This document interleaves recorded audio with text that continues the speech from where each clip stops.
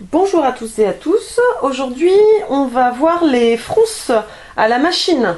Ça m'a été demandé, donc je vais vous présenter ma façon de faire et les possibilités que vous pouvez, avec laquelle vous pouvez les utiliser ainsi qu'à la main. Pour cela, on va partir d'un modèle Octobre qui est issu du 6 2016.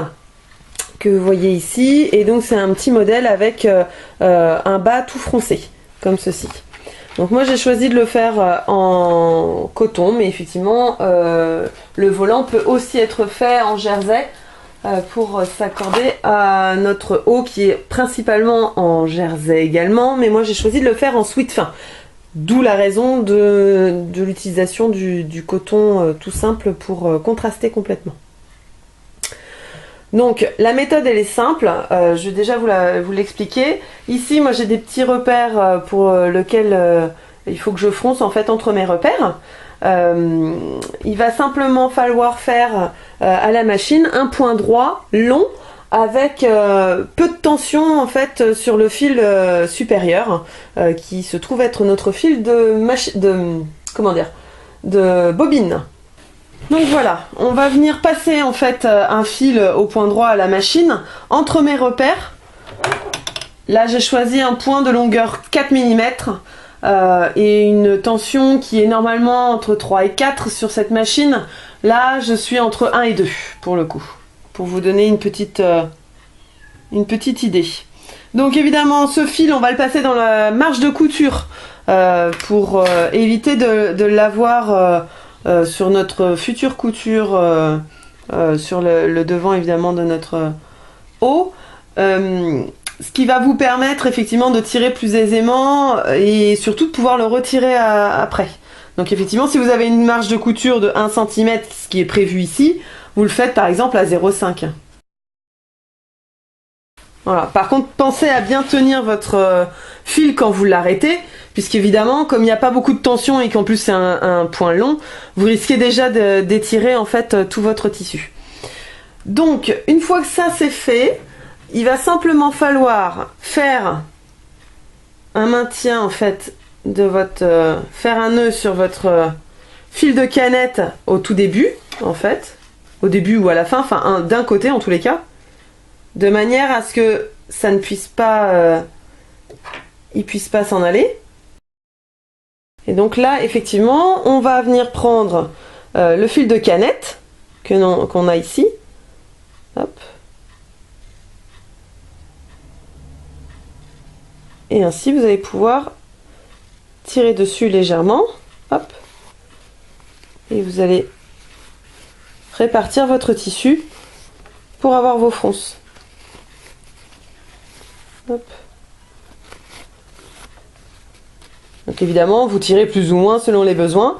Là, sur ce modèle-là, vous allez venir apposer les marques du devant et du dos du sweat, enfin du haut, avec le début et la fin de vos marquages de vos volants.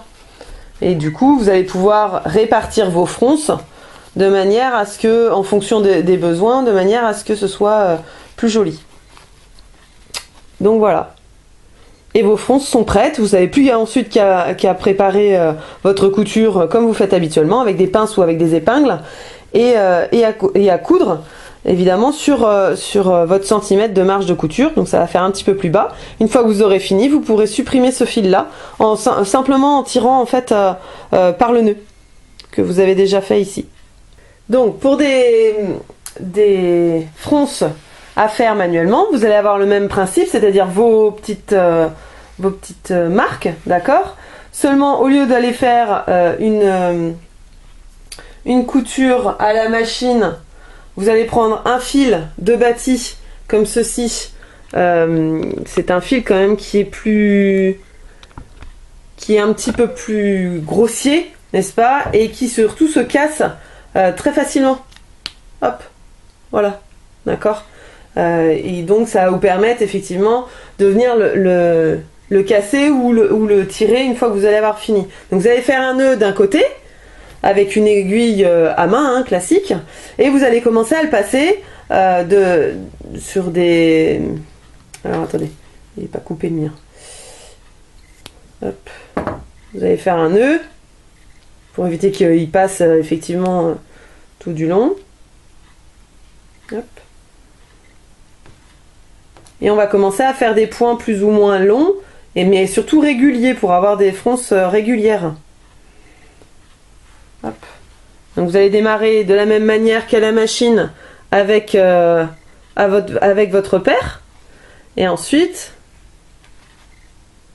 des points plus ou moins grands, mais surtout effectivement réguliers, de manière à avoir de jolies fronces.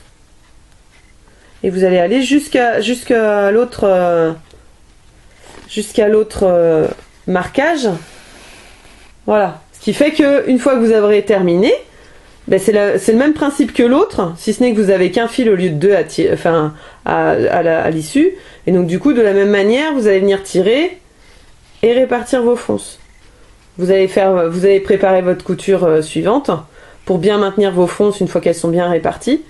Et puis après, vous allez coudre effectivement plus bas sur votre marge de couture à 1 cm, ce qui vous permettra, une fois que vous aurez terminé, de prendre votre petit nœud et hop, de tout défaire. Voilà. Et du coup, tout est défait, et du coup, tout sera maintenu par votre couture. Voilà, sur ce, bonne couture!